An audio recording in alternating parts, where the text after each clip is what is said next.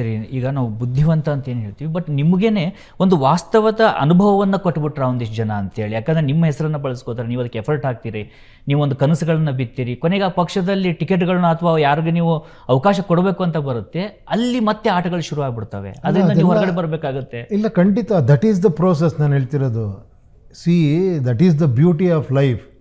ಅಲ್ಲೇನೋ ಪ್ರಾಬ್ಲಮ್ ಆಗುತ್ತೆ, ಇನ್ನೊಂದೇನೋ ಹುಡ್ಕೊತೀವಿ, ನಾನೇ ಒಂದು ಪಕ್ಷ ಮಾಡಿದೆ, ಅಲ್ಲಿ ಟಿಕೆಟ್ ಕೊಡ್ಬೇಕಾದ್ರೆ ಮತ್ತೆ ಪ್ರಾಬ್ಲಮ್ ಆಯಿತು, ಇವರೆಲ್ಲ ಒಳಗೆ ಕೊಟ್ಕೊತೀರ ಅಂತ. ಅದಕ್ಕೆ ಸೊಲ್ಯೂಷನ್ ಏನಂತ ಹುಡುಕಿದೆ. ನಾನು ಬ್ಲೇಮ್ ಮಾಡ್ಕೊಂಡು ಕೂತ್ಕೊಳ್ಳಿಲ್ಲ, ಯಾವನೋ ಹೇಳ್ತಾನೆ ಹಂಗೆಲ್ಲ ಮಾಡೋಕ್ಕಾಗತ್ತಾ ಅಂತ. ಕರೆಕ್ಟ್ ಅಲ್ಲ, ಹೌದಲ್ವಾ? ನಾವೇ ಇಲ್ಲಿ ಕೂತ್ಕೊಂಡು ನಾವು ಏನೇ ಮಾಡಿದ್ರು ಕೂಡ ಕೊನೆಗೆ ನಾನೇ ಇನ್ಫ್ಲೂಯೆನ್ಸ್ ಆಗ್ಬಿಡ್ಬೋದಲ್ವಾ? ಯಾರೋ ನೀವೇ ನನ್ನ ಫ್ರೆಂಡ್ ಬಂದು ಹೇಳಿರಿ, ನೋಡಿ ಸರ್ ಇವ್ರು ಚೆನ್ನಾಗಿ ಮಾಡ್ತಾರೆ, ಅವ್ರಿಗೆ ಕೊಡಿ ಅಂದರೆ ನಾನು ಇನ್ಫ್ಲೂಯೆನ್ಸ್ ಆಗ್ಬೋದು. ಇದಕ್ಕೆ ದಾರಿ ಏನು? ಜನಗಳ ಹತ್ರನೇ ಕಳಿಸ್ಬೇಕು ಇವ್ರನ್ನ ಅಂತ, ಜನಗಳ ಹತ್ರನೇ ಸೆಲೆಕ್ಟ್ ಮಾಡಿ ನೀವೇ ಅಂತ. ಸೊ ಅದೇನು ಹೇಳಿ, ಆಮೇಲೆ ಜನಗಳು ಸೆಲೆಕ್ಟ್ ಮಾಡೋಕ್ಕೆ ಶುರು ಮಾಡಿದ್ರು. ಅಂದರೆ ಕೆಲವರು ಸೈನ್ ಮಾಡೋರು, ಕೆಲವರು ಇಂಟ್ರೆಸ್ಟ್ ತೋರಿಸ್ತಿರ್ಲಿಲ್ಲ, ಆ ಥರ ಅದು.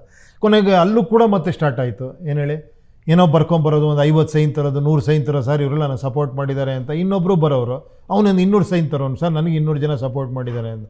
ಫೋನ್ ಮಾಡಿ ನೋಡ್ರೆ ಅಲ್ಲಿ ಯಾರೂ ಇರ್ತಿರ್ಲಿಲ್ಲ. ಸೊ ಇವನು ಅವನ ಮೇಲೆ ಬ್ಲೇಮ್ ಮಾಡೋನು, ಸರ್ ಅವ್ನು ಎಕ್ಸ್ಟ್ರಾ ಸೈನ್ ಹಾಕ್ಸಿಯಾನ ಸರ್, ಅವರೆಲ್ಲ ಯಾರೂ ಇಲ್ಲವೇ ಇಲ್ಲ ಅಲ್ಲಿ, ಸುಮ್ಮನೆ ಇವನೇ ಸೈನ್ ಹಾಕ್ಕೊಂಬಂದಿಯಾನೆ ಅಂತ. ಅದು ಮತ್ತೆ ಪಾಠನೇ. ಬ್ಲೇಮ್ ಮಾಡಿ ಅಲ್ಲಿ ನಿಲ್ಲಿಸ್ಬಿಡ್ಬೋದು. ಎರಡನೇದು ಅದೇ ಪಾಠ ತೊಗೊಂಡಾಗ ಅವಾಗ ನಾನು ಇನ್ನೊಂದು ಆ್ಯಪೇ ಮಾಡ್ಬೋಣ, ಇದಕ್ಕೆ ಅಲ್ಲೊಂದು ಪಾರದರ್ಶಕತೆ ತರೋಣ, ನಿಜವಾಗ್ಲೂ ಒಬ್ಬನೇ ವೋಟ್ ಮಾಡಬೇಕು, ಒಬ್ಬನೇ ಇದು ಮಾಡಬೇಕು, ಅವನಿಗೆ ರೇಟ್ ಕೊಡಬೇಕು ಅಂತಲೇ ಒಂದು ದ ರಿಯಲ್ ಪ್ರಜಾಕೀಯ ಅಂತ ಮಾಡಿ ಇದು ಮಾಡಿರೋದು. ಸೊ ನೀವು ರಿಯಲ್